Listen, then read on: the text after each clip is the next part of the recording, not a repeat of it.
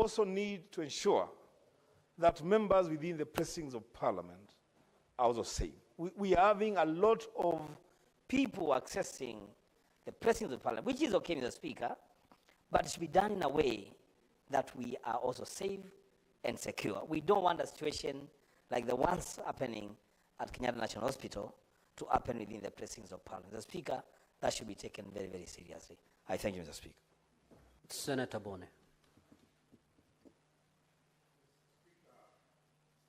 The issue raised by the Senator of Nairobi on the cost of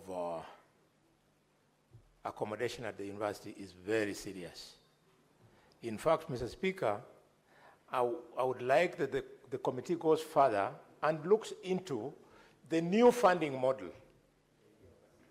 Mr. Speaker, the new funding model, when universities heard that that model has been brought into effect, they responded by raising the fees. Allow me, Mr. Speaker, just to bring to the attention of the House, I've been pursuing this disaster, and I've found that faculties have increased school fees by as high as 138% in the Faculty of Engineering, 105% in the Faculty of Veterinary Medicine, as high as 81% in the Faculty of Medicine, and so on and so forth. Mr. Speaker, the net effect is that the cost of university of education,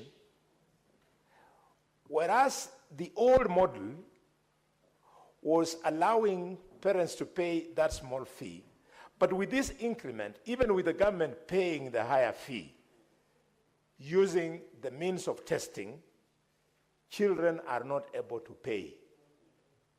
We have to look at it critically and ask ourselves, do we want this to be a country of people who come from the wash-wash background, or do we want a country that will have young professionals like Eddie, good education, a guy who may... Senator Kavindu. Senator Kavindu. Asante Bwana Spika kwa kunipa fursa hii nichangie kwenye statements hizi, and especially hii imeletwa na Sifuna, seneta wa Nairobi, kuhusu usalama wa wagonjwa pale Kenyatta National Hospital. Bwana Spika, inahuzunisha sana kwa sababu mgonjwa utoka nyumbani aende hospitalini, atibiwe, apone, aregee nyumbani akiwa mzima. Lakini Bwana Spika, ni ajabu ya kwamba hata sasa hivi wagonjwa wale wako pale hospitalini wakikumbuka ya kwamba wawili wamechinjwa pale kama ng'ombe, kama mbuzi, mtu anakatwa shingo kabisa mpaka kufa na ako hospitalini, hata kupona kwao itakuwa si rahisi sana, kwa sababu wako na hofu ya kwamba wao ndio watachinjwa next. Bwana Spika, tuko na security wengi sana, na sioni ni kwa nini hata hii ministry ya health hawawezi kuitisha security wa kutosha kukaa pale ili kulinda usalama wa wagonjwa.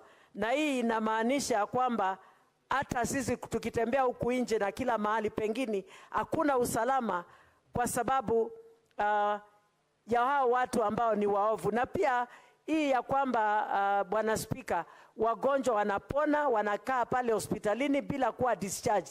Wengine wao wanasemekana wana kwao. Hakuna mtu ambaye hana kwao. Na pia serikali inatakana iangalie watu kama wale, iwajengee homes za kuweza kupelekwa na kukaa pale kama nyumbani. Na wale ambao hawaondoki hospitalini kwa sababu ya kukosa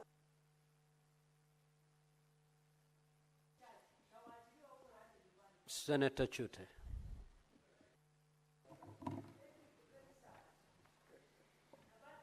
Thank you very much, Honorable Speaker.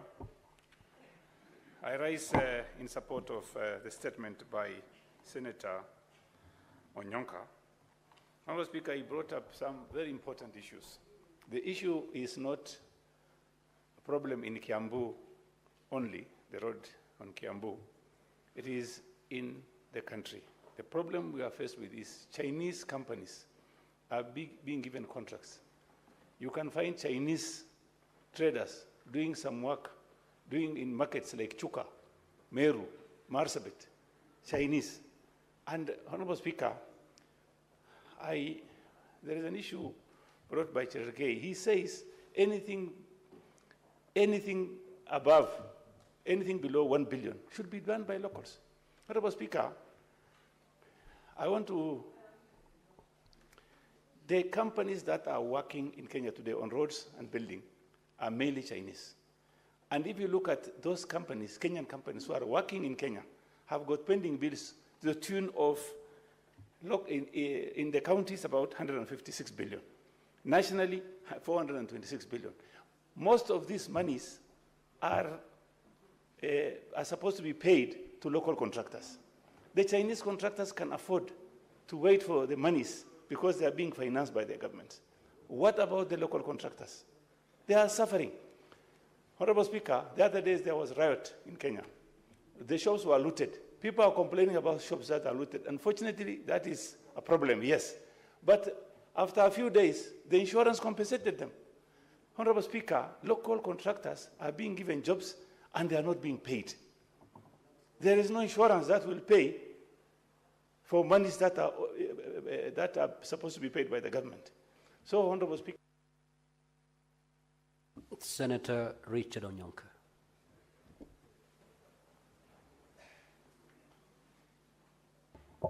Thank you, Mr. Speaker. The point that I wanted to contribute to is the issue that the question that has been asked about why the universities are increasing university accommodation fees. Mr. Speaker, it is true that we in the opposition sometimes just talk about the problem. So today I want to give a solution to the government. All these affordable housing units which the government is doing, which nobody wants, why can't the government do hostels in all our universities in the Republic of Kenya? Because if you do these hostels, we know the rent is not going to be more than 5,000 per month. And these hostels will pay for themselves because the parents are already paying anyway. Why are we building houses in places like when I went to Senator Methu's constituency in Nyandarua, in some place where you find there are trees and cows and there were no people there at all? Can we please build hostels for our universities and even our secondary schools because the government can recover the money? Thank you, Mr. Speaker. Senator Murgo. Thank you very much, Mr. Speaker, for giving me the opportunity to also air my views.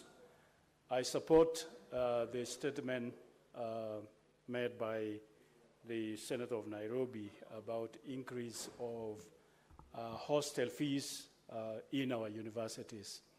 Mr. Speaker, a member has just said that this will mean that the students of the well-to-do, the students of, or children of well-to-do and children of the people that are able to pay will be the ones that will be homed in those hostels. And therefore, children of poor people, commoners, will not be accommodated in the hostels in our universities. And therefore, that will drive children of the common mwananchi into places that are not desirable and running into many situations in streets that are not likable. And therefore, the children of the commoners will suffer and probably drop out of universities because their parents cannot afford. And so this is heading the wrong way. Thank you very much. Now, honorable senators, before I call the next member to speak, allow me to make this communication. I would like to acknowledge the presence in the gallery this afternoon of visiting students and leaders, student leaders and members of the Young Diplomats Forum from the United States International University, Africa.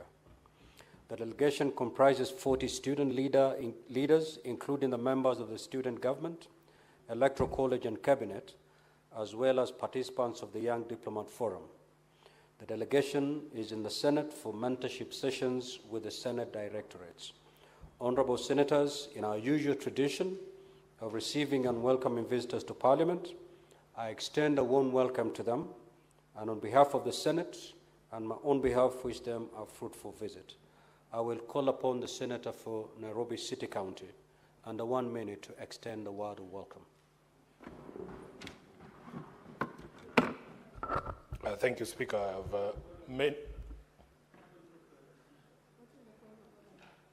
Senator for Nairobi, just take your seat. What is your point of clarification, Deputy Speaker?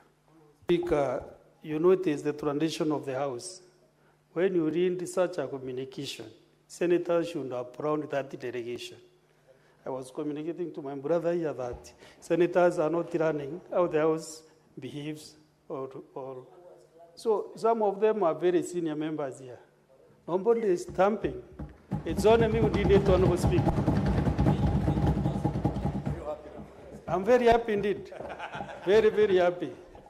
Because that is the tradition of Parliament. You've made your point clear. Thank you, Mr. Speaker. Thank you for passing that information to your colleagues. The Senator for Nairobi City County, you may proceed. Thank you, Senator. Speaker, I want to alert the Senator from Meru that there is another tradition that when delegations come to visit us, we must buy them lunch. And now that you have insisted on the traditions of this House, the students from the USIU must know that lunch today will be from the Senator for Meru. Honorable Speaker, yes. And if he tries to feed you any brown beans, tell him in Nairobi only recognize KFC. So, Honorable Speaker, I want to take this opportunity on behalf of the House to welcome the student leaders from USIU. Indeed, I have many friends from USIU, this institution. My liaison officer, Karen, is one of those people who has maintained close relationships with this university. Honorable Speaker, it has produced some very good young people. My own brother went to USIU.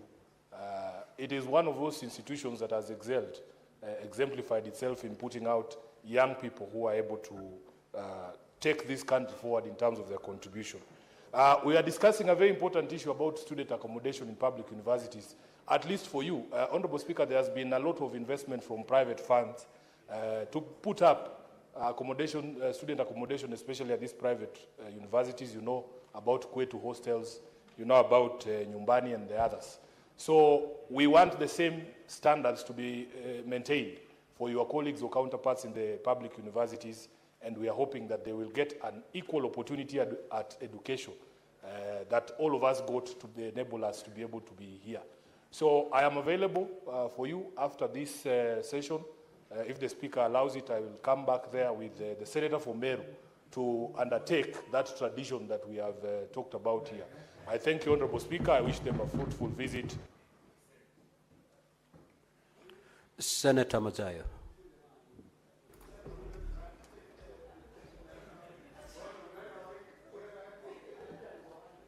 Asante mstahiki Spika.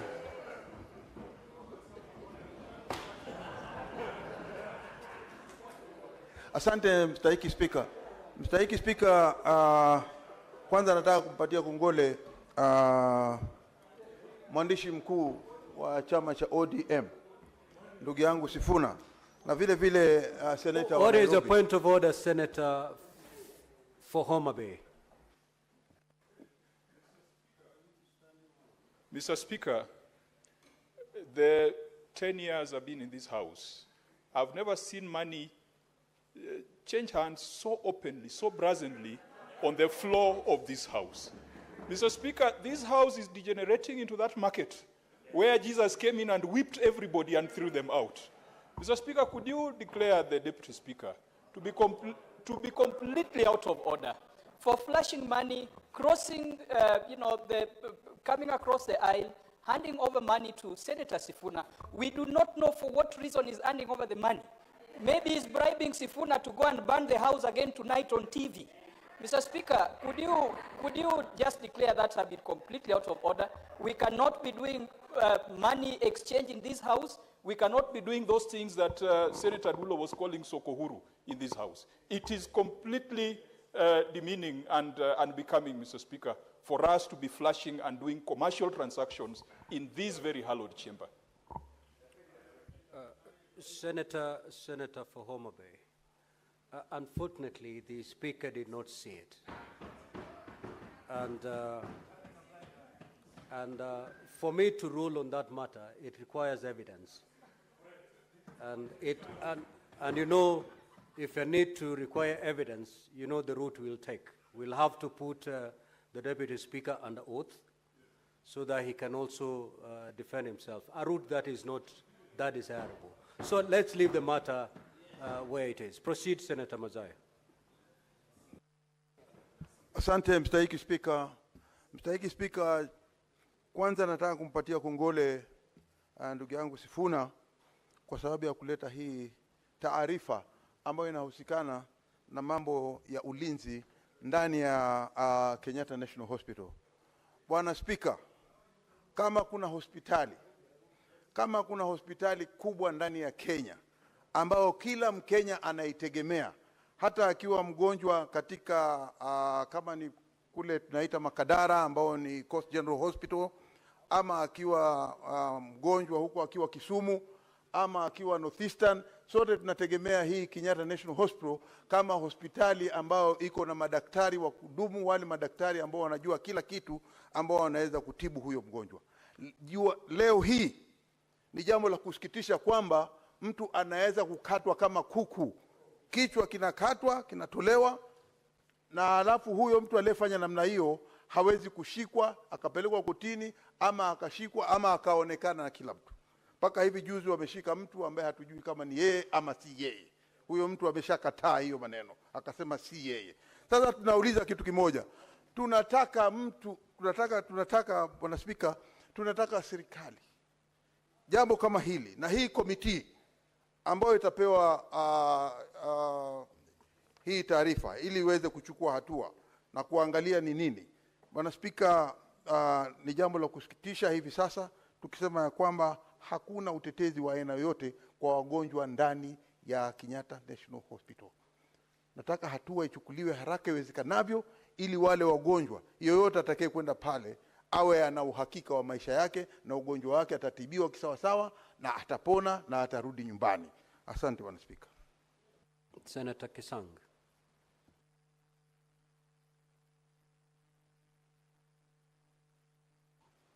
Thank you, Honorable Speaker. Honorable Speaker, I want to comment on the statement by Senator Jute on sharing of data between telecommunication operators and the security system. Honorable Speaker, we passed a law 2019, the Data Protection Act, and it's very clear that if the telcos have to share any data, they have to get access either by consent by the concerned persons or through a court order, Honorable Speaker. So these are very important statements so that we know what has been happening. So that, because, you know, we are exposed. We don't want to be exposed, and there is a law that is already protecting us, Honorable Speaker. Honorable Speaker, the second statement I wanted to comment on is the one by Senator Onyonga, Honorable Speaker, that between Mudaika and Kiambu, they want to do a dual carriage, and it is the tender is restricted only to Chinese. Honorable Speaker, about 2020 or so, we passed a law both in this House and National Assembly that all contracts or tenders that are below 1 billion should be reserved for the locals. But even if it is above $1 billion, it is open. You don't restrict to foreigners, Honorable Speaker. This is something that we need to find out how else can our contractors grow if we continue giving all big contracts to foreigners, Honorable Speaker. We need to grow our own homegrown. Safaricom is a very huge company that's owned locally by Kenyans. They need to invest. an entity, pension funds like Lab Fund, Lab Trust, even NSSF, they should be doing these tenders instead of giving to foreigners, Honorable Speaker. Thank you. Senator Kajwang. Mr. Speaker, I rise to contribute to this request for statement that was placed by Senator Onyonka. The debate in this House might give the impression that we are xenophobic and we are against Chinese investment and Chinese contractors. That should not be the impression. I think the key concern is ring-fencing critical infrastructure projects that can be done by locals. Mr. Speaker, we must promote local contractors, we must promote local industry, because the problem with contractors coming from certain jurisdictions is that they are the ones who start with a feasibility study. They do a feasibility study and come and tell us that this can be done. They go ahead and do the design. They go ahead and do the financing. They go ahead and get their companies to do the implementation. And all the materials also come from those nationalities. That is not the way of building an economy. We need to build roads. We need to build railways. But the raw material must come from this country.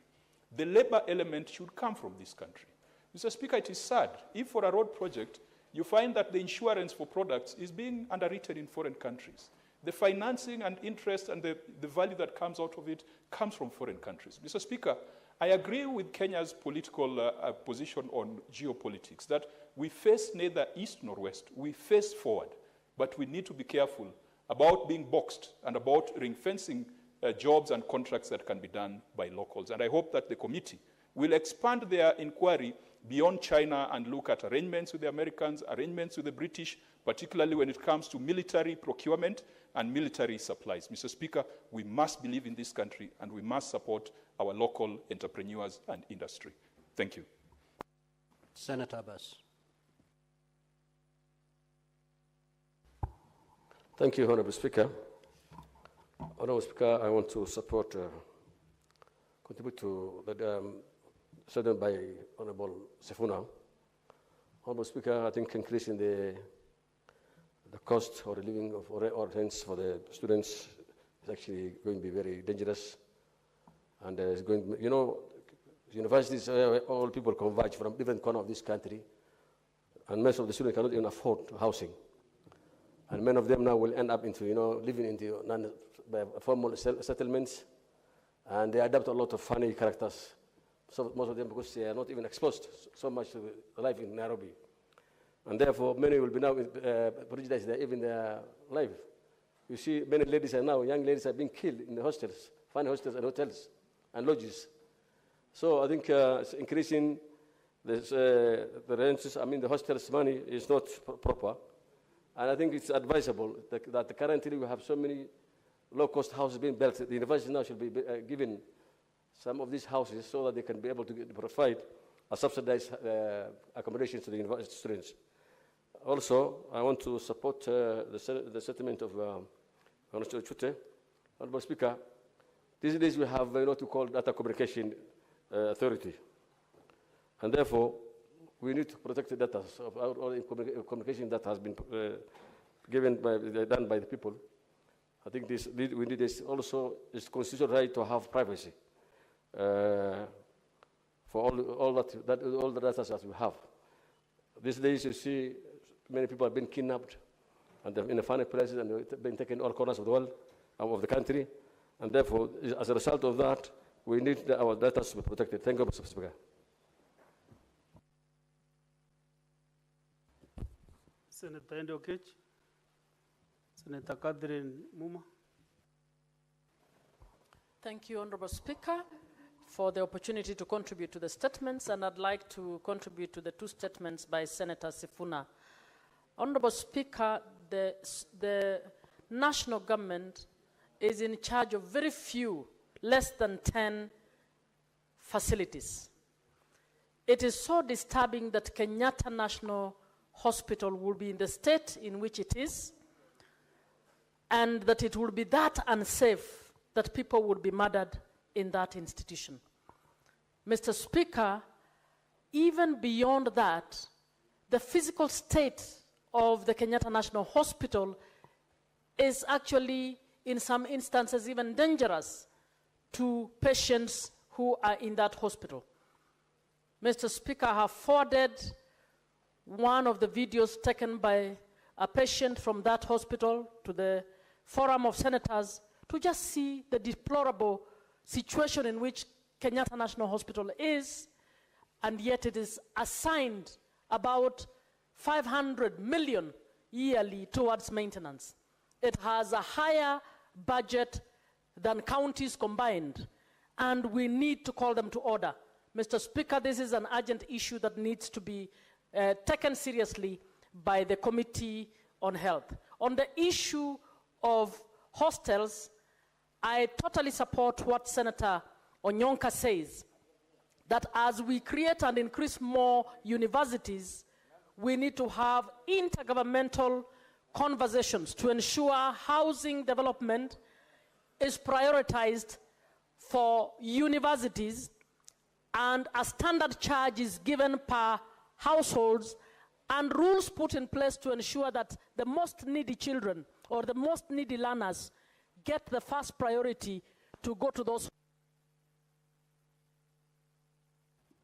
Senator Tabitha Mutinda.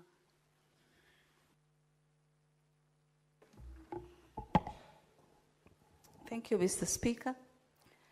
And I rise to support the statement by my Nairobi Senator, Senator Sifuna, in regards to the security issue at Kenyatta National Hospital, Mr. Speaker. Mr. Speaker, currently I sit as a member of the Health Committee. Today, we were to visit Kenyatta National Hospital between 1 and 2 p.m. today. Apparently, we didn't manage because we had the stakeholders of Kenyatta University Teaching and Referral Hospital, Kenyatta University on the issue whereby the students had not been able to utilize the hospital for their training. And it has really taken quite our time, but we had seek permission from the Speaker to visit Kenyatta National Hospital today to be able to look into this issue. How today we have patients being murdered in a hospital, and not just any hospital, Mr. Speaker. A referral hospital, one of the biggest referral hospitals, not only in this country, but in this city, Mr. Speaker. It is very, very discouraging. I've also seen what Senator Muma has shared on our Senate wall, as far as, again, the deplorable state of Kenyatta Hospital is concerned, Mr. Speaker. I want to assure members that this is a matter that as a committee, we are giving very high priority to be able to get into the bottom of the issues that are happening at Kenyatta National Hospital, and we'll be able to give a report to this House, because it's even more than the issue of the security, Mr. Speaker. Even the state, the condition of a hospital like Kenyatta National Hospital, Mr. Speaker, is deplorable, it's shameful to have a hospital at this status, yet we have Senator Mutinda, that you are giving commitments that the committee will undertake this investigation. Is it possible that you can give even timelines on behalf of the chair so that this afternoon we can at least promise Kenyans that a report can come to the Senate as soon as time possible? Thank you, Mr. Speaker, for the clarity in terms of the timelines, Mr. Speaker. This is a priority to us as a Committee of Health, and I want to believe within less than 30 days, Mr. Speaker, we should be able as a committee to give detailed information through the chair, who's not present, but on still handling other matters. But it is a priority, the issue of Kenyatta National Hospital. Thank you, Mr. Speaker. Very well. Senator Ososi Ngonfli.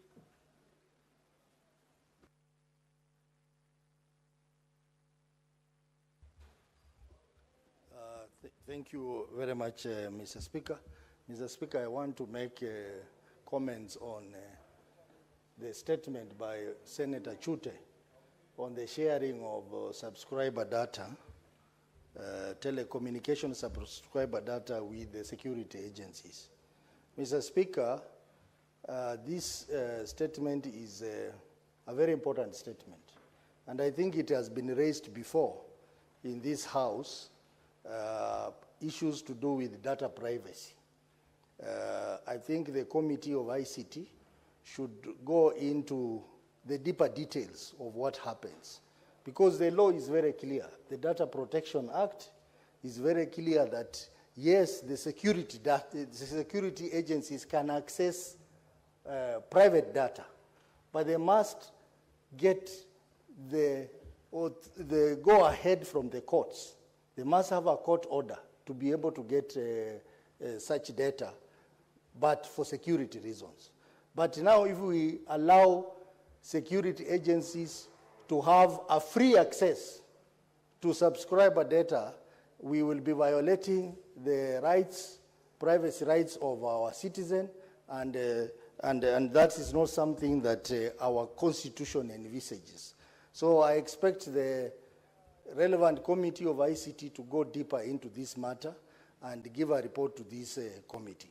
And for the telecommunication agencies, Mr. Speaker, I think they are even violating the basic data protection principles, which are agreed globally, Mr. Speaker. And they can be liable at international level, Mr. Speaker. Let me also comment on the statement by Senator Sifuna on security of patients in our hospitals.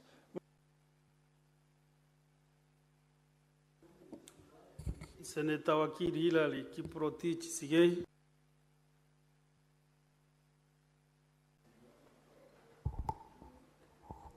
Thank you, Mr. Speaker. The last time I got all those names called out is a while back. I appreciate the recognition of the name that you've referred to. Mr. Speaker, I want to contribute to the statement by Senator Sifuna, particularly on the security of patients in Kenyatta National Hospital. Mr. Speaker, the statistics about Kenyatta National Hospital are as follows. This prompted me to check on. The capacity of Kenyatta National Hospital is 1,800 beds. It has got 6,000 employees, and it is over a century old. It is actually 122 years in service for the people of Kenya. That statistic, Mr. Speaker, tells you the kind of clientele or the people that are expected to be served by this National Referral Hospital. From their page, they have said it is a facility for world-class care, and their priority is patient-centered. From that statement and from the information that you have heard about a patient who's been killed in the hospital, it is a reflection opposite that which we see from the statements, from the information we have, and also from what we have read about the hospital. Mr. Speaker, it is a very sad state. You've heard right a few minutes ago that the condition of staff, the condition of these 6,000 staff or employees is deplorable. The facility in itself, not, I would say, fit to be a world class as they describe. Yet they are getting allocation into billions of shillings where we are unable to see where that money goes.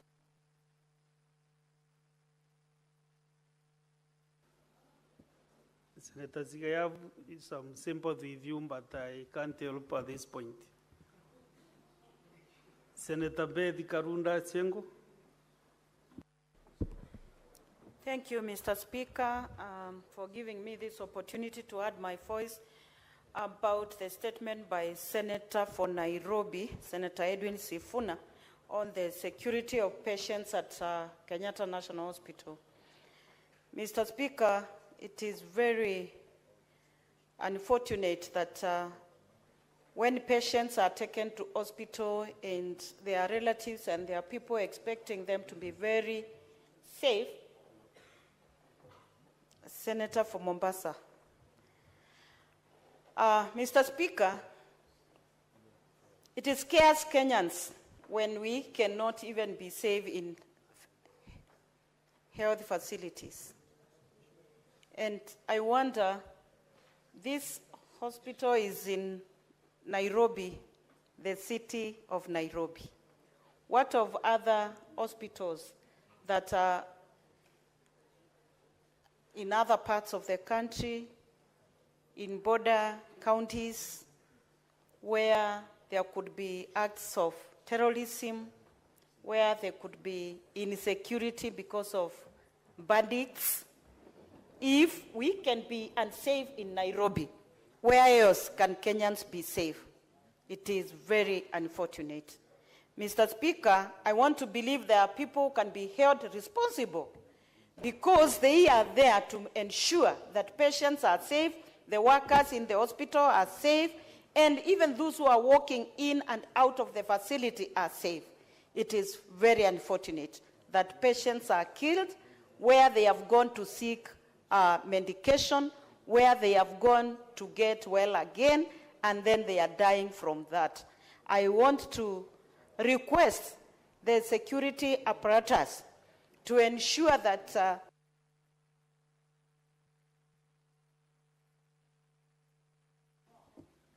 we come to the end of the comments on sentiments, so we proceed to order number 8, next order. But first of all, confirm whether we have quorum to put the question. Okay, proceed, call out the number.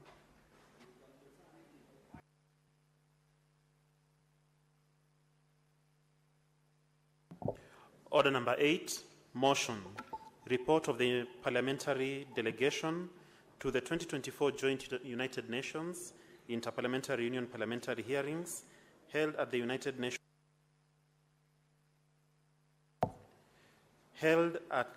Nations headquarters in New York, United States of America, from 8th to 9th of February 2024. Resumption of debate interrupted on Wednesday, 23rd July 2025. Morning sitting. Question to be put. Thank you, Senators. Now that we have quorum, I want to put the question that the Senate knows the report of the parliamentary delegation of the 2024 Joint United Nations Interparliamentary Union parliamentary hearing held at the United Nations headquarters in the New York, United States of America, from 8th to 9th February 2024, laid on the table of the Senate on Tuesday, 17th September 2024. Will as many as of that opinion say aye? Will as many as of that contrary opinion say nay? The ayes have it.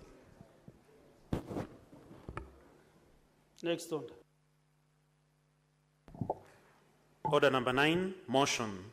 Approval of sittings of the Senate to be held in Busia County.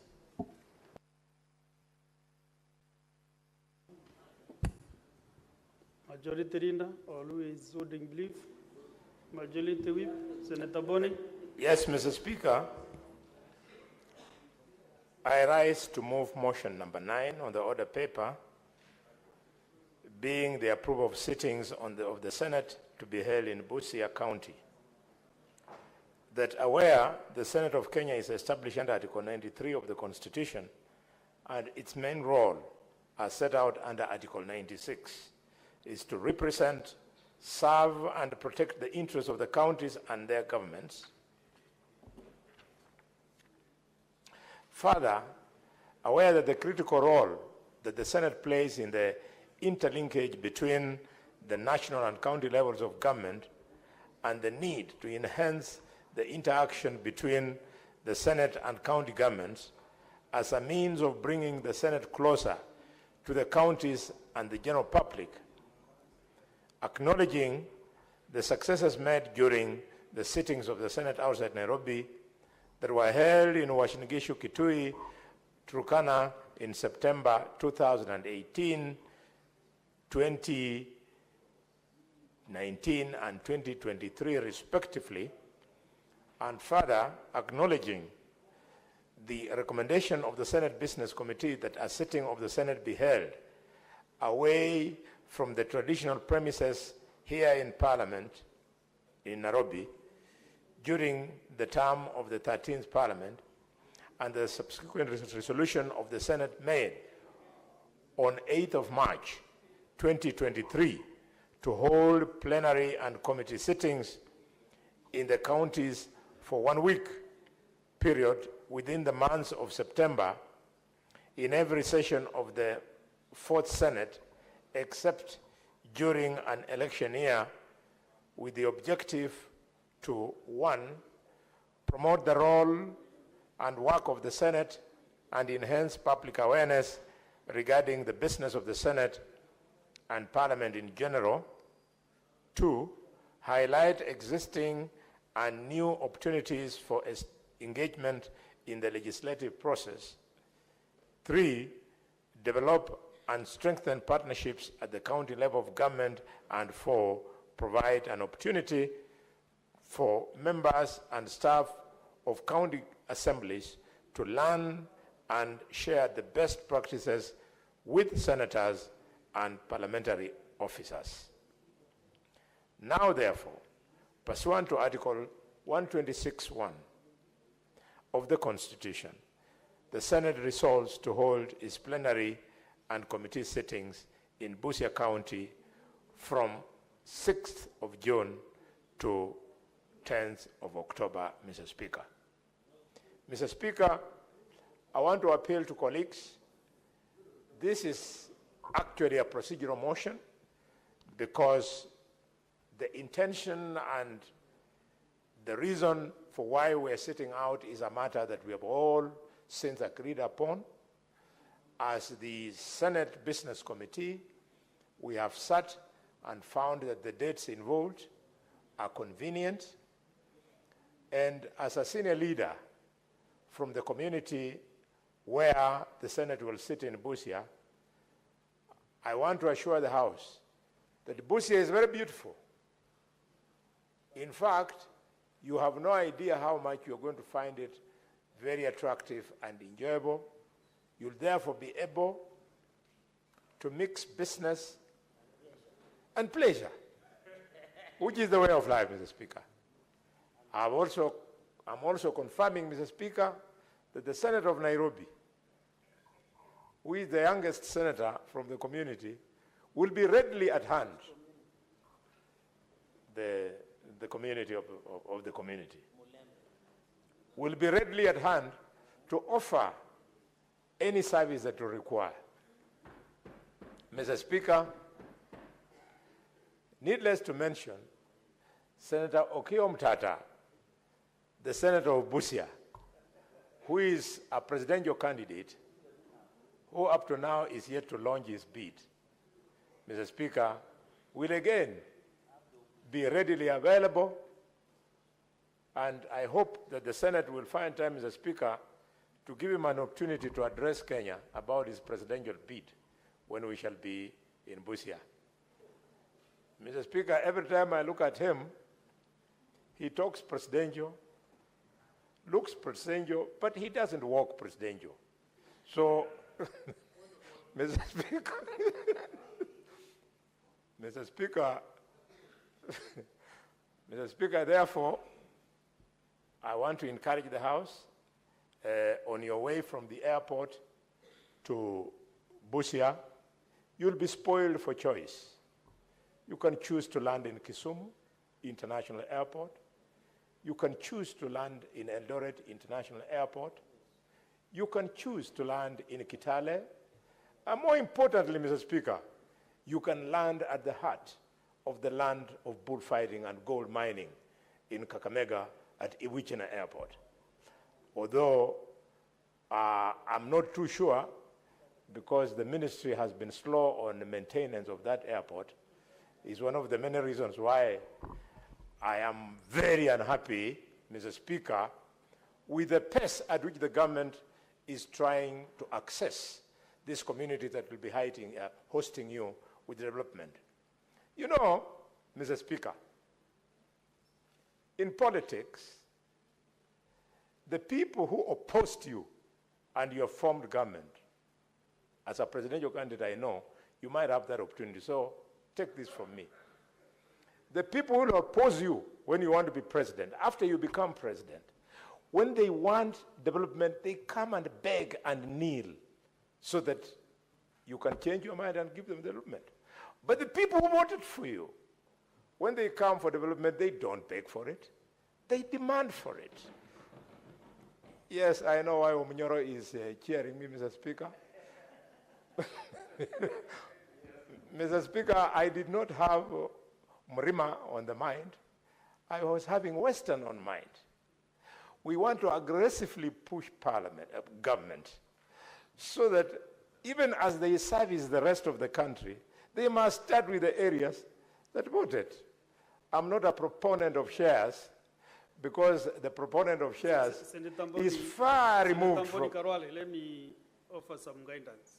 Yes, Mr. Speaker, sir. Members of this House are the beneficiaries of this trip to Busia. So as you move this motion, members, I can see they are now getting lost. What are they expecting in Busia as in devolution? What do we need to cover? Because we are talking of devolution, we are going to Mashinani to see what is happening in Busia as a Senate. So now when you digress and go to voting and all these things, presidential, so can you stick to, especially when you are moving the motion, let the members benefit from you as the move of the motion. As a non-member, of course, you know these games. You should be able to, even myself, the speaker, convince me that what you are moving is exactly what is in the motion. Indeed, Mr. Speaker, I'm guided, but just with a little bit of patience. I would have announced to you that we have shared roles in this motion. The gist of the motion, I've decided to leave it with the senator of Busia, who will be second me on this motion, so that he can go into the details. However, as you come to Busia, you are coming to terms with the history of the political terrain of this country. It is in Kisii, and not in Kisii.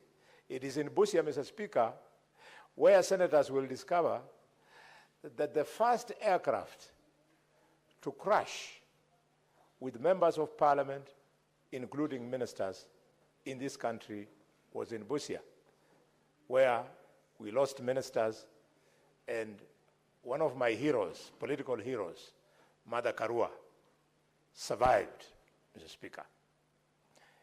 Younger senators like Cherargei will not understand why Mother Karua is a hero, but one day he will read the history of this nation.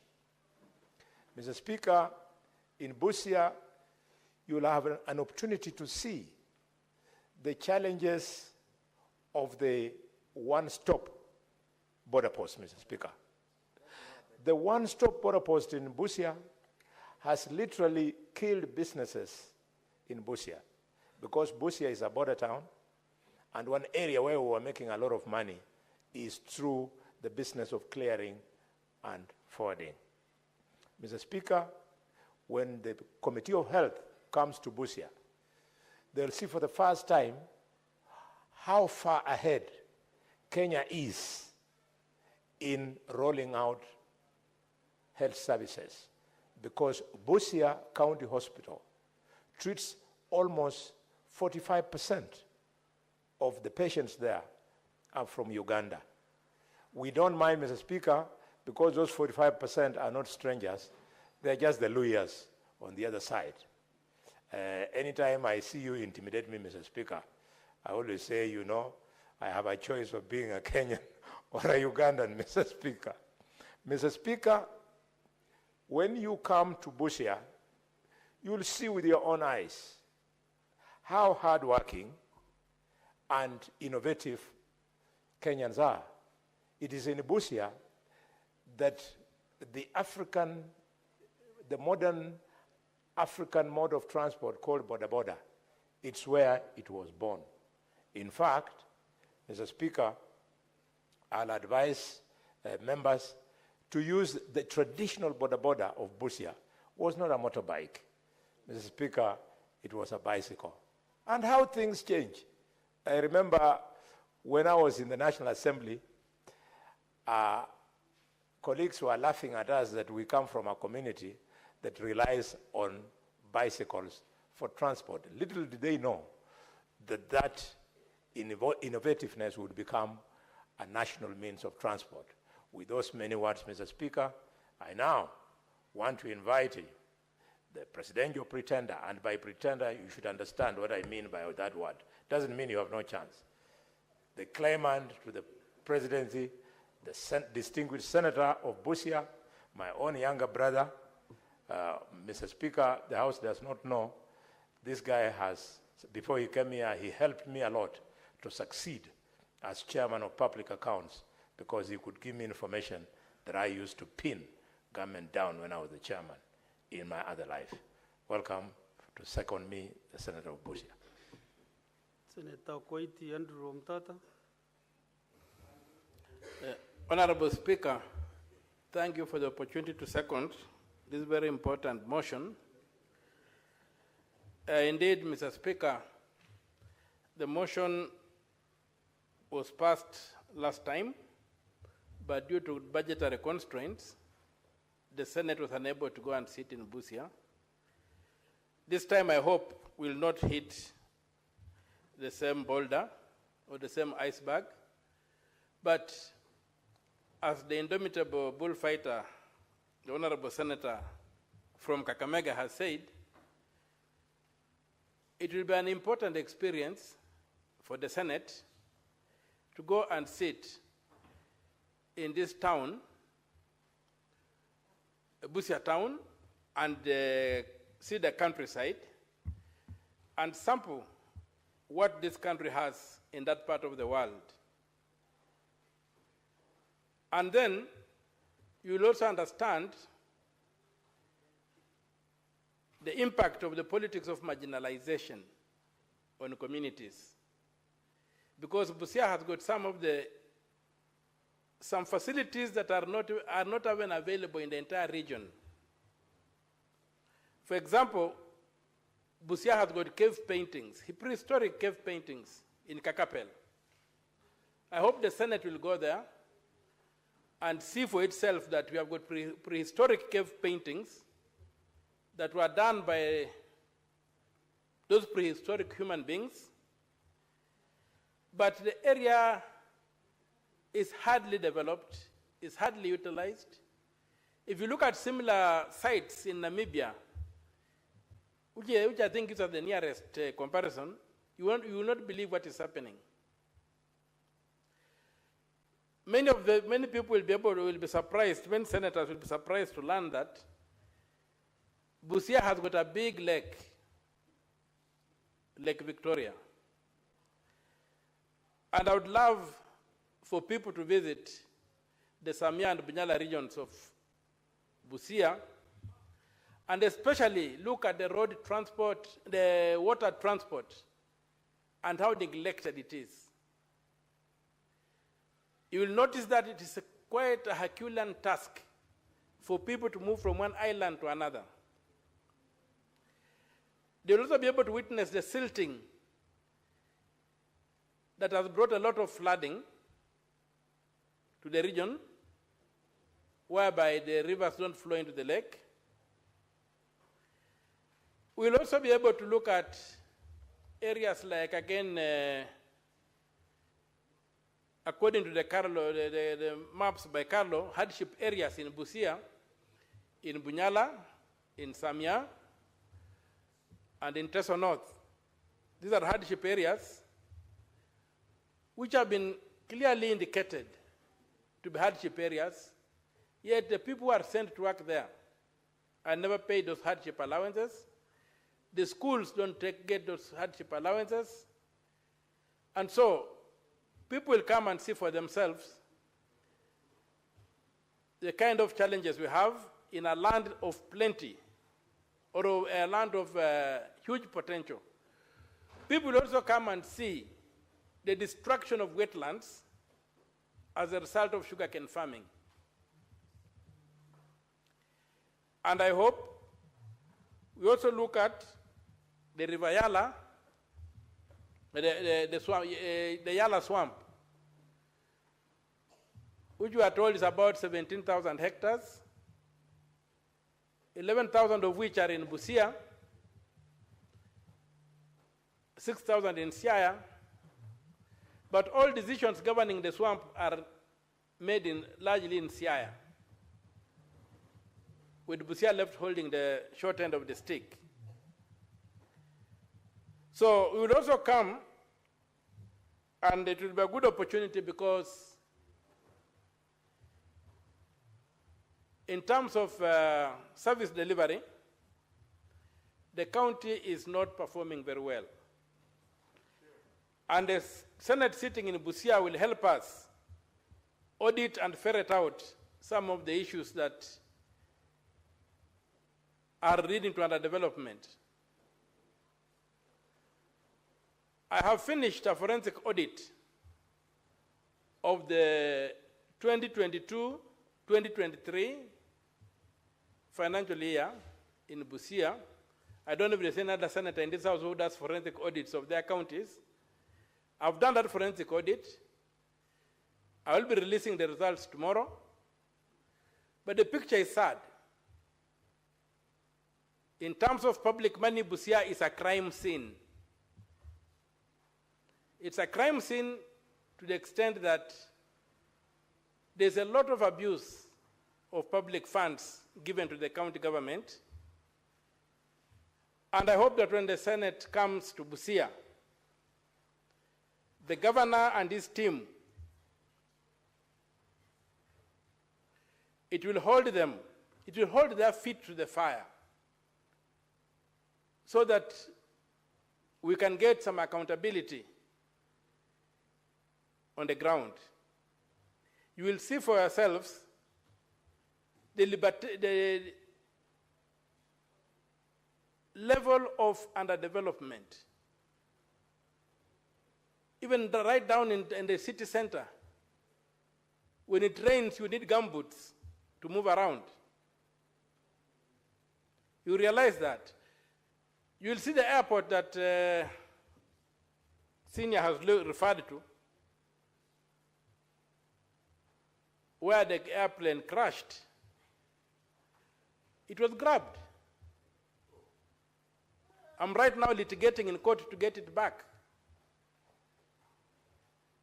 And I'm happy to report that my litigation was made a bit easy when Mr. Muturi Justin was the AG. Because before that, the Office of the Attorney General was supporting the grabbers. But when Mr. Muturi came in, he gave the correct record and we are waiting for a verdict in court. In fact, the hearing is on Wednesday over that airstrip. You will see that the airstrip has been grabbed. You will see the congestion of the trucks, the one-stop border point.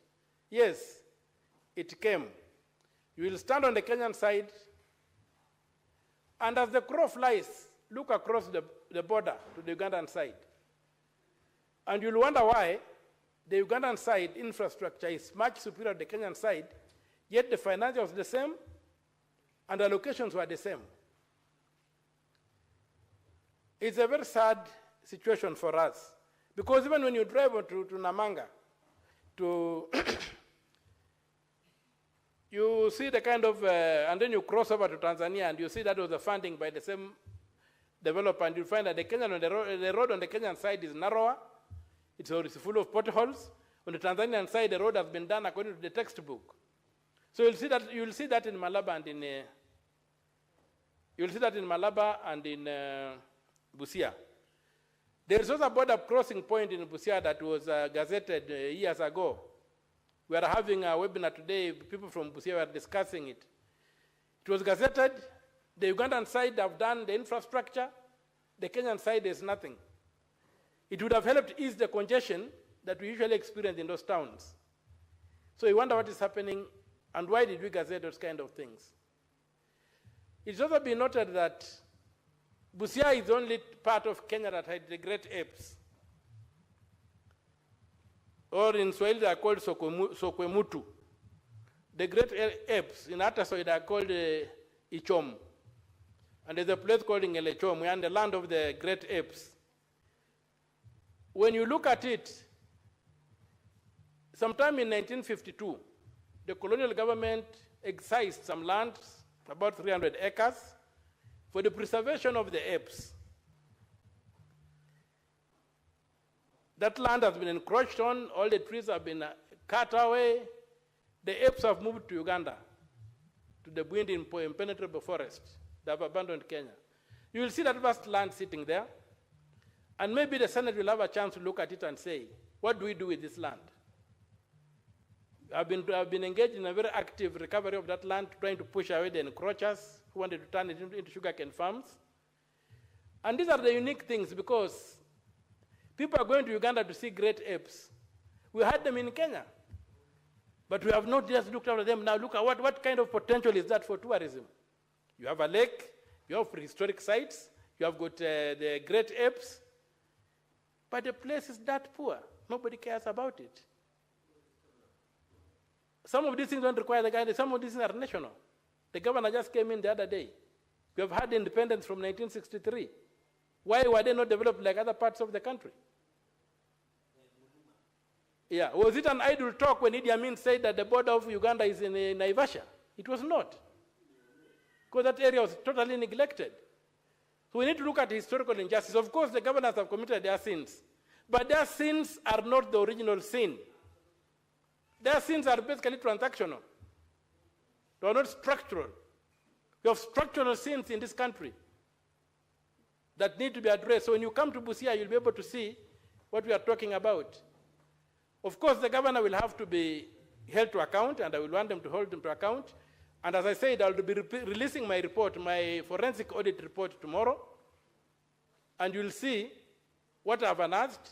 And I will urge every senator to try and do the same, to try and do forensic audits on the accounts of their county governments. And you'll see the kind of problems we are facing. So, Mr. Speaker, sir, I'm really excited, I'm really happy, and I'm prepared to host the people of Kenya in Busia. And by the Senate going to Busia, it underscores my statement that no senator is a senator of a county. Senators are senators of the Republic of Kenya, but they come from counties. Yeah. In fact, nominated to have bigger constituencies. So, when we come to Busia, you will be coming as senators of Kenya to Busia, but Mr. Speaker, sir, you will come as a senator of Kenya from the great people of Meru. You will not come like the Senate of Meru. In your oath of office, Meru never appeared. But in your governor's oath of office, Meru appears. So when you come, you are coming as a national leader with the full rights to be in Busia as the senator of the Republic of Kenya from Meru, and you can ask any question. That's why it's very important that this House adopts the correct phraseology when referring to senators, and the National Assembly does equally the same. This business of saying that Senator of Nandi, how Cherargei is a senator of Kenya. He only comes from Nandi. But as a senator of Kenya, when he votes here, he makes a law that covers the whole country. If he blocks a law here, the entire country does not get that law. So we must get the correct phraseology to give ourselves the mindset to understand who we are. We cannot deliver on our mandate if we don't know who we are. We are not village boys. So by coming to Busia, you'll be coming as senators of the Republic of Kenya who have got every right to be in Busia and to exercise authority. My governor of Busia cannot even go and say anything in Siaya. He's a foreigner there. But Cherargei can go to Wajir and gorge and charge and do everything you want to do there. So let us get the correct physiology of who we are. And this is an opportunity to understand that. I really get offended when we talk of a senator of Nairobi. How? Mr. Sifuna, yes, the things he does in this country is for the whole country, it's for the whole nation. He just happens to come from Nairobi, but he's a senator of the Republic of Kenya. My member of parliament, the local area where I come from, Teso South, is called Madam Honorable Mary Mase. She is a member of parliament of the Republic of Kenya, but from Teso South.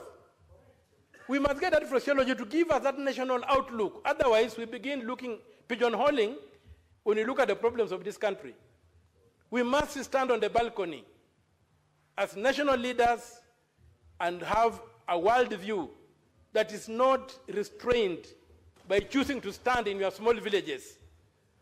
So I welcome you to the county of Busia, and Mr. Sifuna has just walked in. I'm saying that I said that in Busia, we have got everything that this country needs.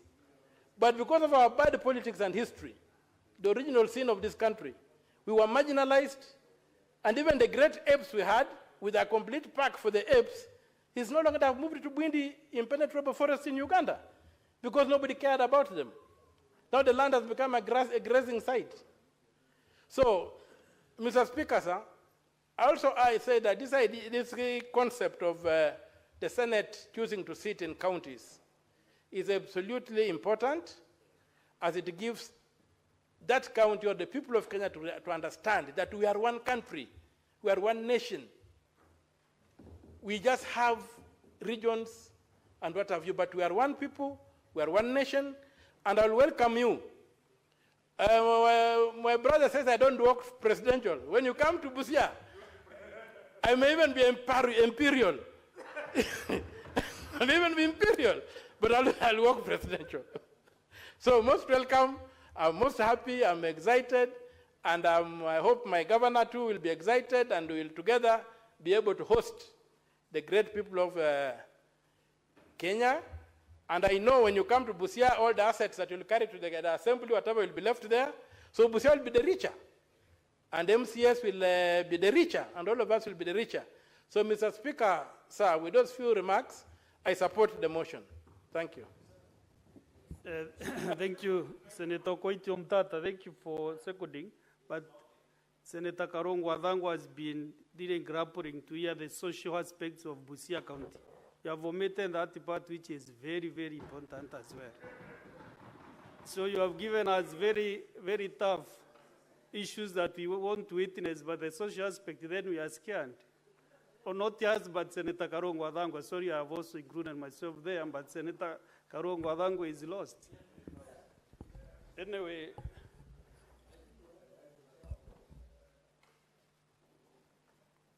Honorable Senators, I propose the question that aware that the Senate of Kenya is established under Article 93 of the Constitution, and its main law as set out at Article 96 is to represent, serve, and protect the interests of the counties and their governments. Further aware of the critical role that the Senate plays in the interlinkage between national and county levels of government, and the need to enhance the interaction between the Senate and the county governments as a means of bringing the Senate closer to the counties and the general public. Acknowledging the successes made during the sittings of the Senate outside Nairobi and in Uasin Gishu, Kitui, and Turkana counties in September 2018, 2019, and 2023 respectively. Further acknowledging the recommendation of the Senate Business Committee that the sitting of the Senate be held away from the traditional premises in Parliament buildings in Nairobi during the term of the 13th Parliament and the subsequent dissolution of the Senate made on 8th March 2023 to hold plenary and committee sittings in the counties for a one-week period within the month of September in every session of the 4th Senate, except an election year, with the objective to, 1, promote the role and work of the Senate and enhance public awareness regarding the business of the Senate and Parliament in general. 2, highlight existing and new opportunities for engagement in the legislative process. And 3, develop and strengthen partnerships at the county level of government. And 4, provide an opportunity to members and staff of county assemblies to learn and share best practices with the senators and parliamentary officers. Now, therefore, pursuant to Article 126(1) of the Constitution, the Senate resolves to hold its plenary and committee sittings in Busia County from 6th to 10th October 2025.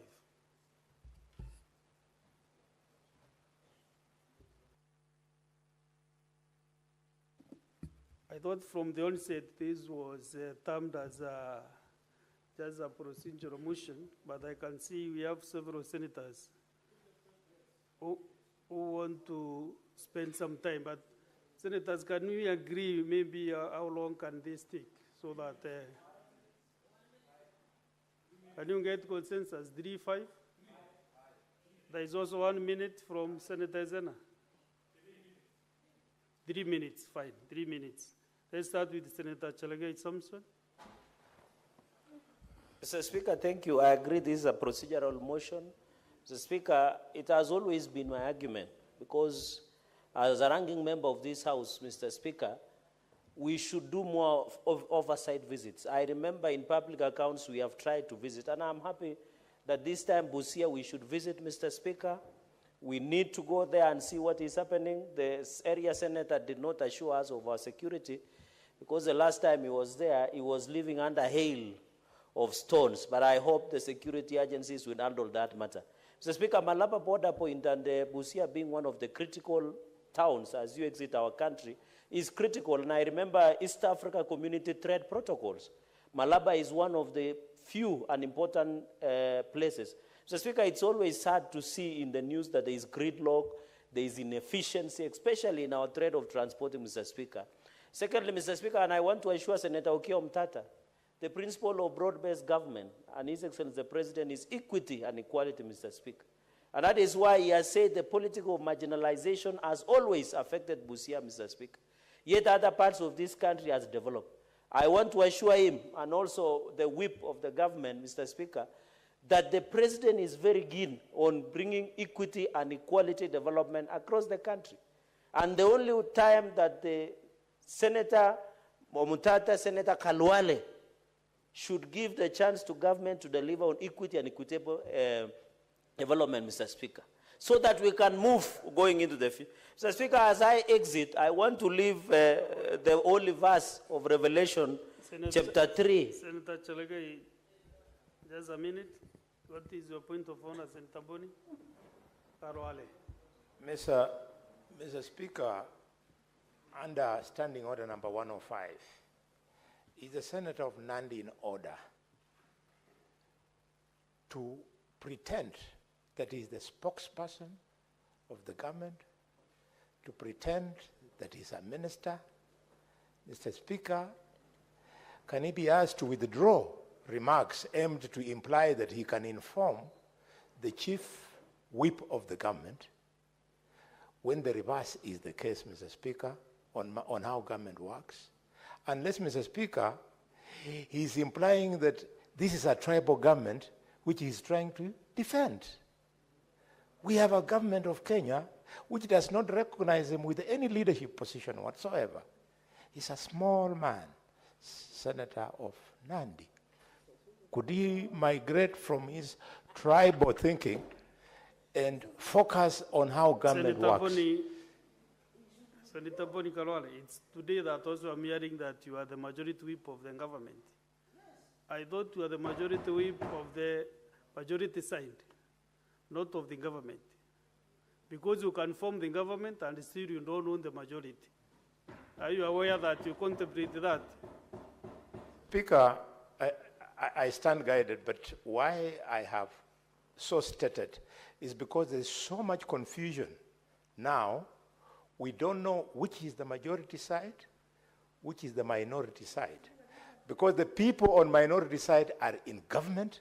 The people in majority side, they don't know where to go. In fact, they are sitting on committees. Okay. Mr. Speaker, for that reason, since I am not part of the broad-based government, I thought I should say of the original government. You can now clarify maybe what you meant. Mr. Speaker, Senator Kalwale is on a fishing expedition. Mr. Speaker, Senator Kalwale is on several occasions attacking this government. We have even removed him in WhatsApp groups. Even in United Democratic Alliance executive meeting, where I am a member of NEC, he doesn't sit there because he's opposing government. And that is why I'm advising you on Revelation chapter 3, verse 14 to 22. The Bible says, don't behave like Laodicea Christians. You are neither cold or warm. And that is why I'm saying, as a majority leader, as a majority whip, how can he question government on development, yet he is using a government vehicle? Yet is the whip of the government, Mr. Speaker, and accusing government that they have done nothing in Western Kenya. Mr. Speaker, I know he's trying for popularity contest to run for governor of Kakamega, but he will not survive. When ODM is having a candidate, he will not survive in Kakamega, Mr. Speaker. And the SG of ODM is looking at me.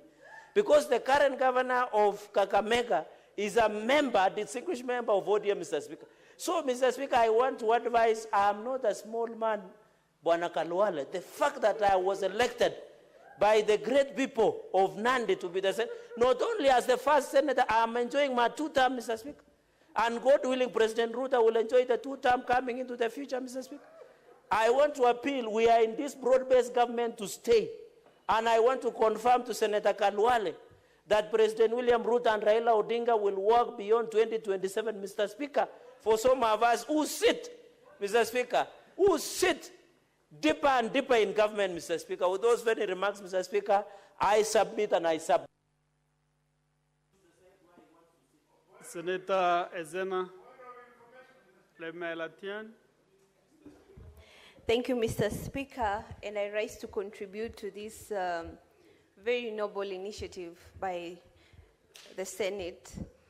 And I support the sitting of the Senate in Busia County, and I am glad that the Senator of Busia has just made me know or realize that Busia is among the marginalized counties in this country. And Mr. Speaker, I thought marginalization was for minority communities. But now that we have majority communities in this country who are also suffering from marginalization, I think now we can declare war on marginalization as the Senate, as the oversight of the Republic of Kenya. Mr. Speaker, it is very important to carry out these sittings in the remote parts of this country. Reason being, when we sit here at the comfort zone of Nairobi, very often we fail to recognize that there are parts of this country that do not even realize what the roles of Senate is.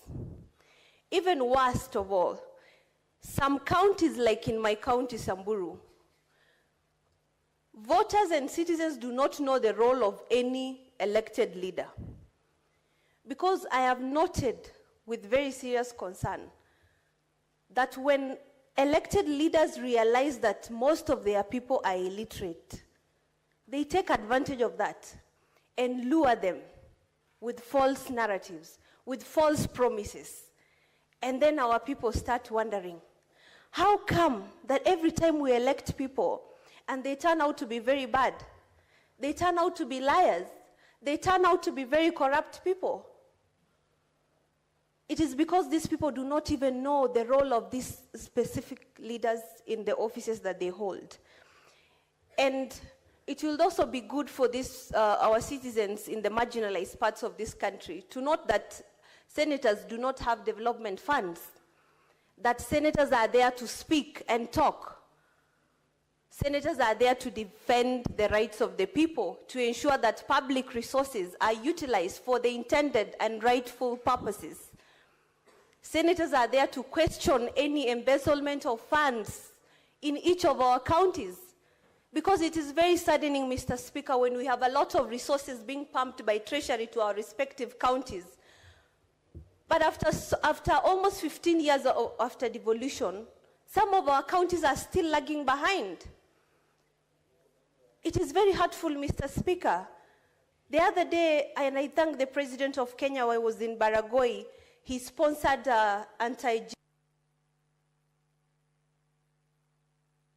Next time, train yourself to look at the lights. When they turn light green, you are cushioned, and red, you should stop.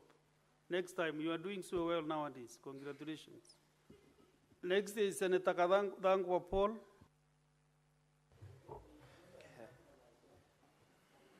Thank you very much, Mr. Speaker. From the onset, I don't know why you singled me out on the issue of social life in Busia. And Busia is not new to me. I've been to Busia severally. I've actually gone to the home and visited the mother of the senator from Busia, Okiya Mtata. And I was actually given a rosary by her mother, which I believe has been keeping me safe from this rogue government. Mr. Speaker, I have actually visited a place called the Kakapel Rock in Busia, one of the biggest rocks in East and Central Africa, just below the foot of Chelelemuk Hills, Mr. Speaker. So I know Busia, but there are so many problems that the governor should solve for the Busia people. That is traffic jam when it comes to the border point, Mr. Speaker. If you travel there by road, sometimes you will hate your trip to Busia. And I would want to tell Senator Cherargei, who is asking the Senator Omtata to provide security, the people of Busia are good people. Nothing will happen to you from the people of Busia. What the Senate should be doing, Mr. Speaker, is to provide security to us, the senators who are opposing this government, because this government is trading us from left to center. But because I'm near Kiambu, I'm able to have 3, 4 vehicles from the people of Kiambu to follow me. But when I go to Busia, I might not have the same car. So is the Senate going to provide me security from this rogue regime that are trying to plant weapons and canisters from tear gas so that they can charge us with terrorism, Mr. Speaker? That is what they want to do. Now you are taking me away from the capital where I have security. Not from the people of Busia, but from this rogue regime, Mr. Speaker. Mr. Speaker, when we get to Busia, give us an opportunity to talk to the MCAs of Busia. And by the way, Mr. Speaker, we are not afraid of the rogue regime. We will go. Senator Paul, thank you. Wait a minute. What is your point of order, Senator Roba? Mr. Speaker, I would like to ask my colleague, the Honorable Senator for Kiambu County. I rise on point of order number 105 to substantiate all the statement he's making about the government and the issue of rogue and, the government becoming a threat and all the issues that he has said. Can he just substantiate or otherwise withdraw and apologize to the government? We are discussing the sitting of the Senate in Busia, not the government. And there is no time that Honorable Senator for Nairobi County, I'm on the floor on a point of order. You can raise any other issue, but let me just conclude by saying I want the Honorable Senator Thangwa to substantiate or otherwise withdraw and apologize by trying to pit the government in issues that are not related to government, of hooliganism and other issues. Mr. Speaker, thank you. Chalage, what's your point of order? Mr. Speaker, I rise under Standing Order number 98, 101, 105, and Article 243, 244, 245 of the Constitution, and 246, to seek a clarity from the distinguished Senator of Kiambu to be ruled out of order, not clarity, to be ruled out of order by not knowing, and this is free of charge, Mr. Speaker, that the police command and security is independent of the executive. Is it in order? The Inspector General of Police under the Constitution, Mr. Speaker, can you protect me from these howlers and hecklers, Mr. Speaker? Can you protect me? Senator Sifuna, give him time to execute. You will respond. You rise on a point of order or something else. But making noise does not... Making noise does not take away my right, Mr. Speaker. Under the structure and command of Inspector General of Police, is it in order for the distinguished senator, who might only be one term, Mr. Speaker, to say that, Mr. Speaker... You are repeating yourself. No, Mr. Speaker, I just need... Can you rule out of order the distinguished senator of Kiambu, Mr. Speaker, for saying that the executive is controlling Inspector General of Police, yet Inspector General of Police is independent as per the Constitution, Mr. Speaker? Which point of information? Senator, I'm on a point Senator of order. Karongo Odangwa, can you give those clarifications?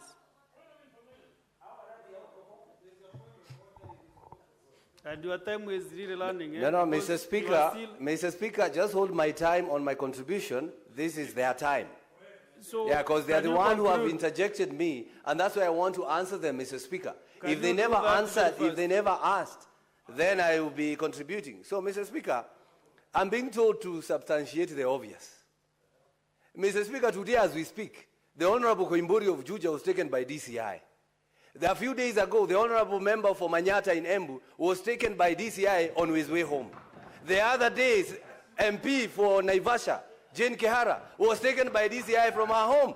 These people are trailing us everywhere, Mr. Speaker. And I have some information. They want to plant guns and tear gas canisters in our vehicles so that they can charge us with treason, Mr. Speaker. So that's why we are saying we are just being careful, Mr. Speaker. This is a rogue regime, Mr. Speaker. They are looking for every... Senator Olekina Redamo. Thank you.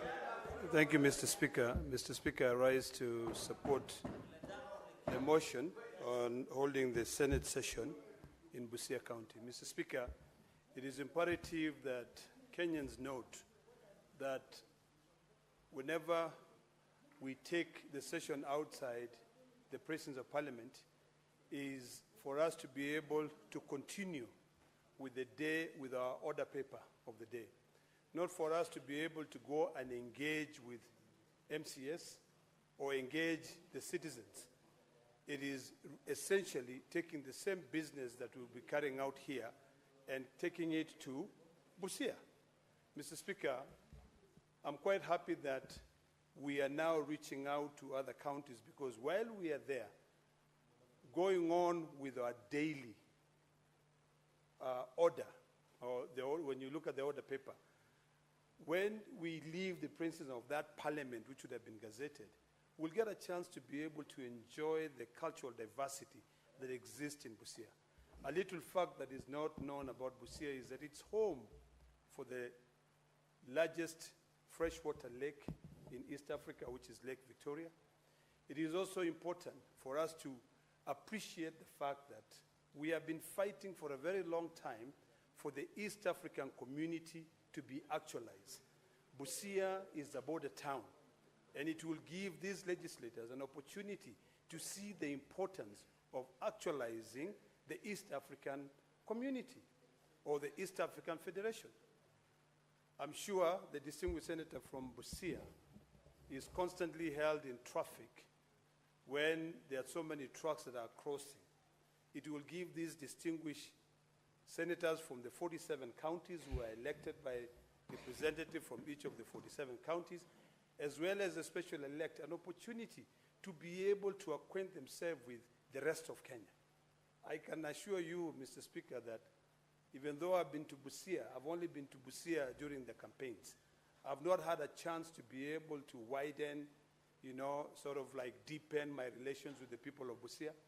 And I'm quite happy that the Maasais actually live in Busia. There's a small community of the Maasai community that live in Busia. So while we go to Busia, I will be able to extend, when I'm not sitting in Parliament, to carry out the order of the day, to be able to go there and reach out to my brothers who live in Busia. Mr. Speaker, let us be reminded that we are a legislative arm of government. Our role is to legislate. Our role is not to fight with the other arms of government. Our role is to make legislation that will make this country a better place for future generations. The young people who are seated here today, I want when you leave here, you leave with having witnessed how we fight for devolution, but not how we heckle, how we fight among each other. Thank you, Mr. Speaker. Senator Lobahali Hibulin. Thank you very much, Mr. Speaker. I rise to support this motion for us to go and sit in Busia. Senate Mashinani. Mr. Speaker, the role of awareness creation is also a responsibility as a Senate to make sure that the country knows the roles and responsibilities of the Senate. It is wise that we are choosing different areas. Last year we sat in Turkana, this year we'll be in Busia. and will be able to interact with the communities of Busia and be able to bring the Senate to the population of our communities in different counties. Mr. Speaker, as I rise to support you, maybe outside the agenda of the motion, I've had a number of discussions that have come up that is unrelated to the discussion. I would like to urge our colleagues to also confine themselves to the motion in question so that we're able to constructively contribute, and other issues that are controversial can be discussed in a different forum. Mr. Speaker, sir, I rise to support the sitting in Busia. Senator Osotsi-Gonfli. Thank you, Mr. Speaker. Mr. Speaker, I am very delighted to support this motion because Busia County and Vihiga County, they all belong to what used to be called Western Province. So I'm very delighted, just like the way the senator of Busia is delighted, that finally this year we are going to have our sitting in Busia County. And a lot has been said about Busia. I will not repeat, but I want to emphasize that as we do the sittings in these counties, we should do a proper engagement with the locals. In fact, my expectation is that every committee should come up with a program on how to engage the locals so that to give solutions to the people of Busia. For example, the issue of traffic in Malaba and even in Busia itself, the transport committee should actually prepare to go and address that issue on the ground. And for me, my committee, we have planned that we are going to have our sittings in Busia to look at issues of water, Busia Water Company. We are also going to look at the issues of hospitals in Busia County. So I think we will do a great service to the people of Busia if our programs and our agenda within that period will be there is targeted to the people of Busia. And that is not enough, Mr. Speaker. I also expect that even outside the formal settings that we will be in, we should also seize this opportunity to do awareness about the functions of Senate. Mr. Speaker, I'm increasingly becoming concerned that many of our people do not really understand the roles of Senate. How many times have we gone to meetings and people asking us, Senator, when are you going to bring us a road? When are you going to build us a school? I think it is very important to also use this opportunity to make our people understand the oversight role of Senate and our contribution as provided for in the Constitution. Even in oversight, there are two levels of oversight. We have primary oversight and we have secondary oversight. In many of our counties, people only understand that the person who does oversight is senator. They have even forgotten that MCAs also have a role to do primary oversight. These are things that I expect the Secretariat to have a program to create awareness to the people of Busia so that Senator Sifuna Edwin Watenya. Honorable Speaker, we continue to grapple with the very unfair application of the rules of this House, that people will bring irrelevant discussions when they are making contributions, but people only rise to object when others do it.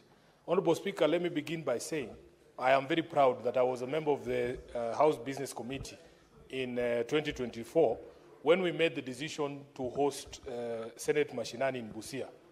And Honorable Speaker, please pause my time. Senator Boni Karwale, Senator Aliroba. Yeah, Speaker, I was saying I was a member of SBC when this decision was made. And I want to correct something that has been said here, that people have forgotten, members have forgotten that in fact last year we did not have Senate Mashinani because we had been given an option of choosing between Busia and Baringo.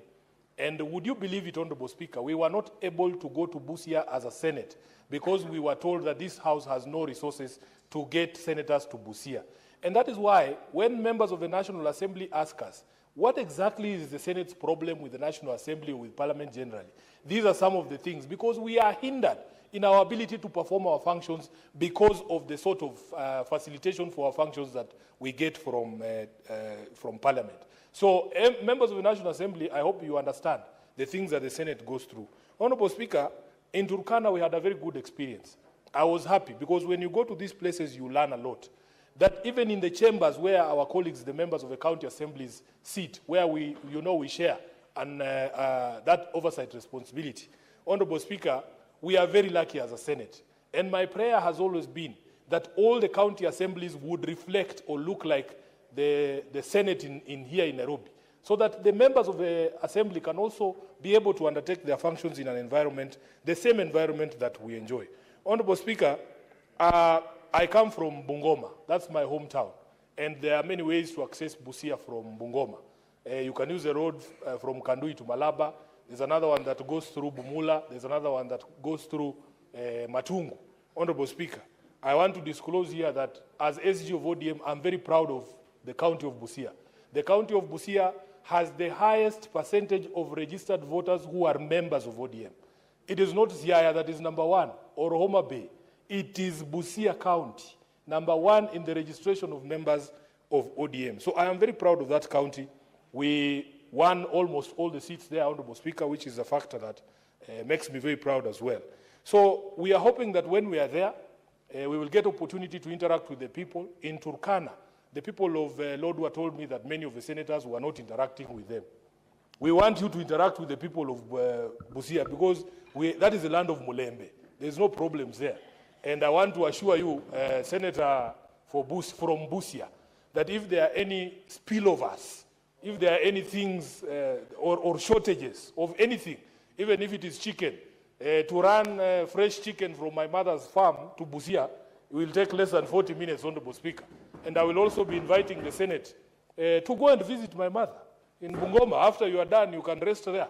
And Speaker, I wish we had enough resources to pursue the idea that has been affronted by the Senator for Vihiga. Speaker, we need to spend more time in the counties. We need our committees to spend more time in the counties, and we need to be properly resourced for us to be able to be on the ground.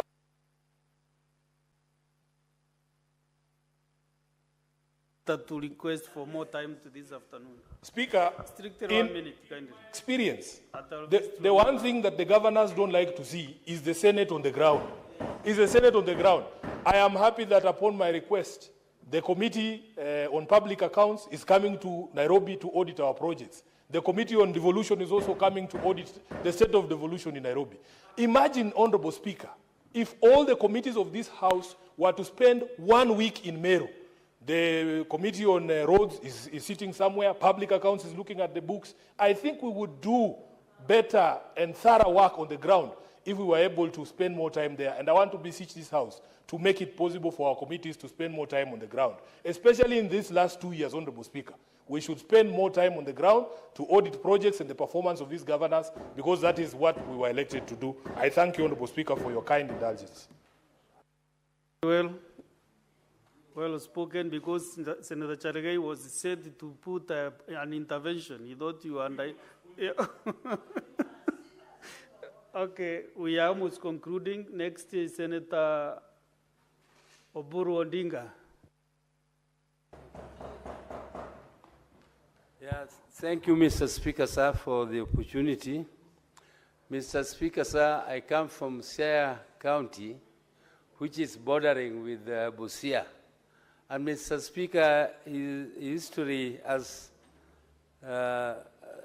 it that when Western was part of Nyanza, Busia, part of Busia, which is Samia and Manyala, were part of Central Nyanza. They were not part of North Nyanza. And Busia is our connection with Uganda. Actually, that is the umbilical cord between us and Uganda. Whenever we have problems with Uganda, we would rather have the DCs of Busia and the DCs of Siaya are discussing with those ones over the border. And when you go there, you will be able to witness all this. Because it is not just on the land that we border with Uganda. We also border with Uganda in the waters of Lake Victoria. Busia borders with Uganda in the waters of Lake Victoria. And there are so many islands. Some of them we are claiming are ours.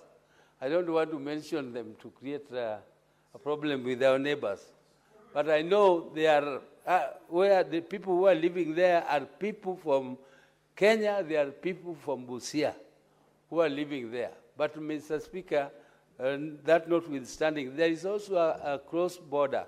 There are tribes and clans who live across the border. If you, for instance, Mr. Speaker, the brother of Moody Awori was a presidential candidate in Uganda, and Moody Awori was the vice president of Kenya. Because the Samias are Samias both on the Uganda side, and they have MPs from this other side. So when we go there, we are going to understand the people. And the people there are very good. Those who are concerned, my brother from Kiambu was concerned about security. His own people are living there. There are a lot of them. When he goes there, he will find them. So how do they live there safely? And he wants to feel unsafe when he goes there. Mr. Speaker, I think the decision of the Senate to be taking this Senate machinani is a very, very wise decision, Mr. Speaker, because you cannot understand the people without interacting with them. When you interact with them, very well. I think when we get to Busia, you should be the first senator to give us that history as we settle down to start our work there. Senator Veronica Waheti Duati. Thank you for the opportunity. The Senate represents the counties and serves to protect the interests of the counties and their governments.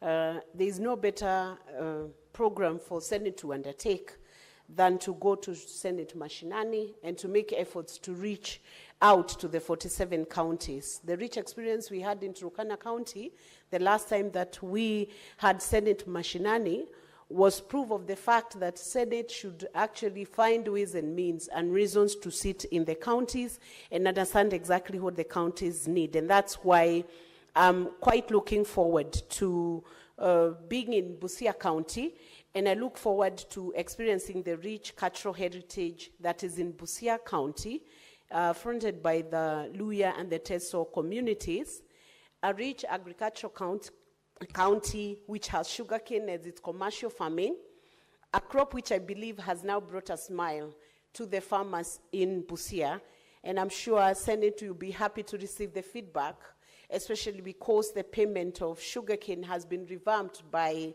the government.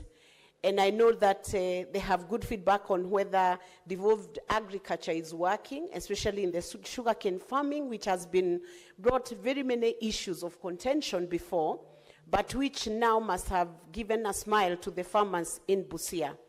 It also hosts a one border stop point, Honorable Speaker, and this can help us to see how that border point has helped the county to revamp the trade that is happening around Lake Victoria, and that is connecting the East African region, Honorable Speaker. I cannot imagine what would happen if Senate was to make visits to different counties, also like Murang'a County, Honorable Speaker, to see how the devolved functions are working, especially the hospitals, Honorable Speaker. So we are asking the county of Busia, especially the county government of Busia, please check out how your hospitals are, whether the mothers are comfortable, because the senators will be there, and we will be able to see whether those hospitals are meeting the standards and whether the money that is being devolved to that county, Honorable Speaker, is reaching to give the service to Wananchi. Honorable Speaker, I hope Senate will be able to combine some of the functions that are done by committees like Peak and Park to be able to see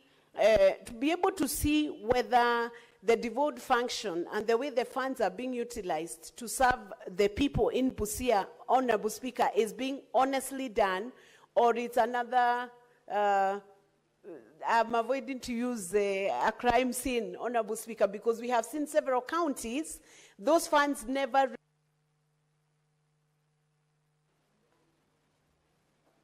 There was time limitation of 3 minutes.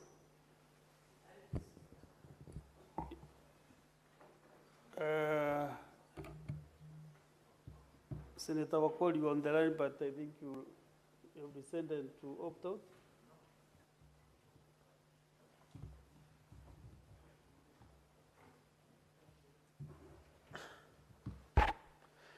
Asante Mheshimiwa Spika kwa nafasi hii ambayo umenipa ili niweze kuchangia sababu ambazo ninaunga mkono hoja ya kwamba bunge la Senate liwe na vikao katika gatuzi la Busia, kwa sababu watu wa Busia, Mheshimiwa Spika, kama kaunti nyinginezo katika serikali na nchi ya Kenya, kaunti hii ina haki ya kukaribisha wageni kutoka pembe mbalimbali waje wajionee tamaduni na itifaki zote zinazohusisha watu wa Busia. Mheshimiwa Spika, Busia ni kaunti ambayo ina tabaka mbalimbali. Mheshimiwa Spika, kuna jamii ya Batura, Bukusu, Teso, Wajaluo, Wakikuyu, wote wako katika eneo la Busia. Mheshimiwa Spika, unapoangalia eneo la Busia, Mheshimiwa Spika, ni eneo ambalo lina vivukio vya mpaka kadhaa. Mheshimiwa Spika, kuna Malaba, Busia na eneo la Mlwanda. Mheshimiwa Spika, eneo la Busia kama jinsi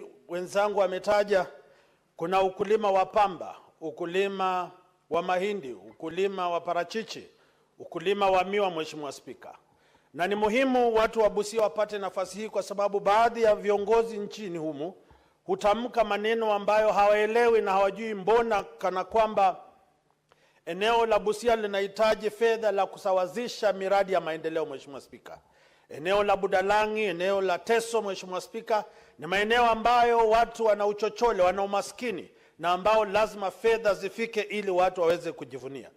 Kwa mapana na marefu, Mheshimiwa Spika, eneo bunge ama maeneo ya Busia, Busia linapakana na kaunti ya Kakamega, kaunti ya Bungoma na kaunti ya Siaya. Mheshimiwa Spika, hivi kwamba mnapokuja katika kaunti ya Busia, mnaweza pata starehe ama kubugia tembo katika kaunti ya Bungoma, mnaweza pata vitumbuizi. Mheshimiwa Spika, vitu vya kusisimua miili yetu na hamu ya kujua kwamba Bungoma vile vile kuna Wabukusu, kuna Abateso, kuna Batura, kuna Wasabot, kuna na watu kule Chebiuk. Mheshimiwa Spika, ambao kuna eneo la asali na maziwa. Mheshimiwa Spika, kule Chebiuk, Mheshimiwa Spika, kuna maeneo ya upanzi wa viazi, upanzi wa kahawa na vile vile ukulima wa ng'ombe. Hivi ni kuambia Wakenya kwamba takapoenda katika eneo la Busia waje wakijua kwamba vile vile wana shida ambazo lazima zitatuliwe. Barabara ya kutoka Kisumu kwenda Busia, Mheshimiwa Spika, vile vile kuna barabara ya kutoka Mayoni kwenda Nambale na kufika paka kule Busia. Mheshimiwa Spika, kuna barabara ya kutoka Busia kuja paka Mateka na maeneo mengine. Mheshimiwa Spika, hivi ni kusema kwamba Senate likiwa katika eneo bunge ama kaunti ya Busia ni kuweka.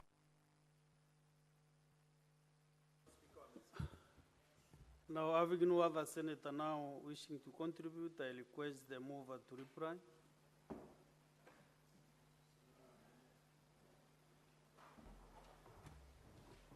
Thank you, Mr. Speaker. Mr. Speaker, I want to thank colleagues for supporting this very important motion, and wish to use this opportunity to urge the governor of Busia to be ready for us. We would like him to be ready for us. We have questions we want to ask him. He runs a budget of 9.8 billion shillings per year. Mr. Speaker, as a son of that region, I'm not happy that I don't see the evidence of the 9.8 billion shillings on the ground in Busia. We owe it to our people. And therefore, the governor will be urging you, you have to think of how to open the economy of Busia. There is no reason, Senator of Busia, why the governor of Busia cannot take advantage for the East African trade protocols, along with the governor of Siaya and the governor of Kisumu and the governor of Homa Bay, to open up the blue economy. If they open up the blue economy, we are going to see the economy of Seaport opening up. The economy of Port Victoria is going to open up. The economy of Port Bunyala will open up. They're just staying there. The governors of the Lake region should stop looking at Lake Victoria just in terms of fishing. They have to open up. I don't see why, Mr. Speaker, the governor of Busia cannot develop Bumbe Beach, very beautiful, back home there. I don't see why he is not developing Shisenya Beach, very beautiful back home there. We need to put that encouragement to him. 2 years is still a long time. He can be able to open up the economy of Busia. And with those many remarks, Mr. Speaker, I move and I thank you.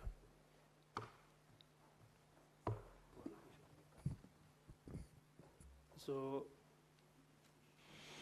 for the voting. Clerk, do you have quorum to put the question?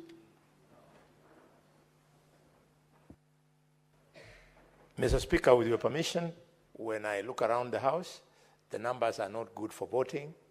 I move that you defer putting of the question until another date. Thank you, Mr. Speaker.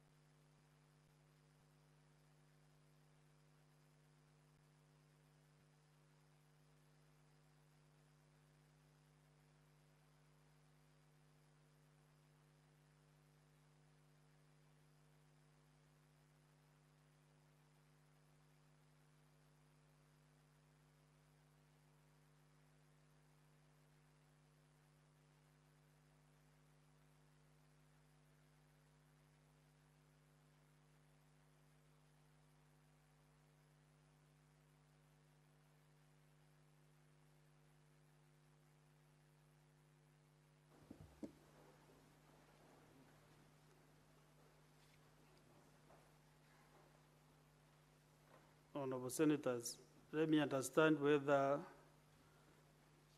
there is a senator who has been assigned by Senator Andy Okech. Maybe Senator Chere has been assigned by or requested by Senator Okech. Don't brief for him.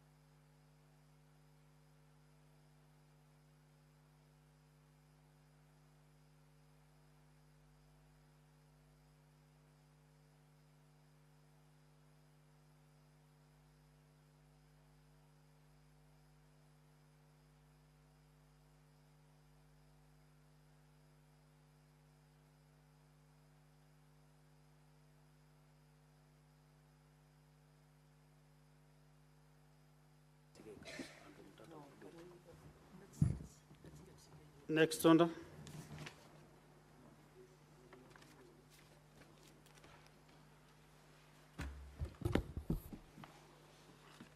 Order number 10, Committee of the Whole, the Creative Economy Support Bill, Senate Bills number 30 of 2024.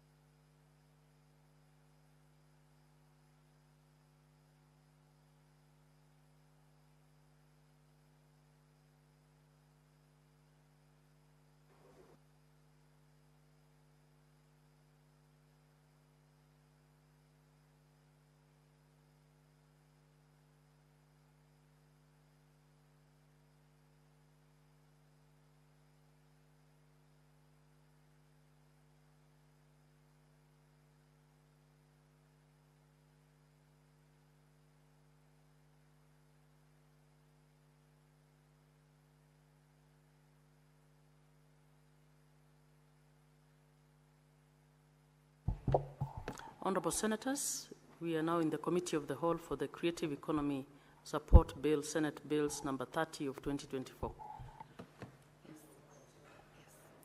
Senator Cherargei, what's your point of order?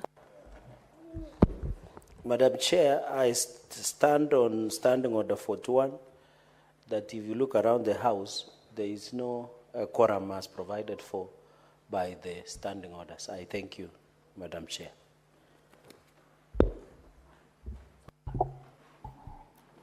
Clerk, is there quorum?